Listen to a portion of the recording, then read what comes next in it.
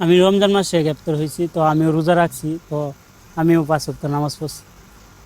এই যে এই এক মাসে 5 ওয়াক্ত নামাজ পড়ছি। আজকে জুম্মা মুবারক, আজকে যায় শুক্রবার, নামাজটা পড়বো যায়। আমি 5 ওয়াক্ত নামাজ পড়ছি। এ কইরে কেডা কেডা আসস রে? হ্যাঁ তা জিগানি থুইয়া হ্যাঁ নিয়ে ঠুয়া দা ধরে আবার ভিতরে থুইয়ায়। হ্যাঁ রে জাতা দা ঠুয়া দা নিয়ে আবার একটু ভিতরে থুইয়ায়। হ্যাঁ লগে লগে তোরাও একটু সুয়াব কামাইবার পারবি কেমনে?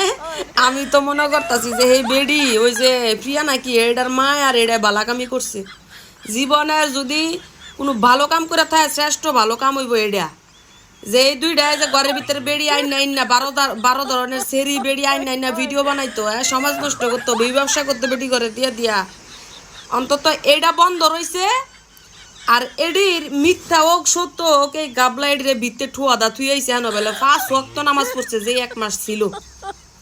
চিন্তা করালা কতটুক সোয়াব ভাই নিজে কামাইছে, আর যে দুইটাই মিললে দুইটারে ভিতরে ঢুয়াইছে হ্যাঁ কতটুক সোয়াব কামাইছে।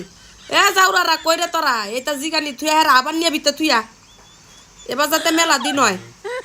দেখছা কি গুনা গুনা কামানিতে কি সোয়াবটা কামাই আইছে 1 মাস। কয় 1 মাস আমি 5 ওয়াক্ত নামাজ পড়ছি।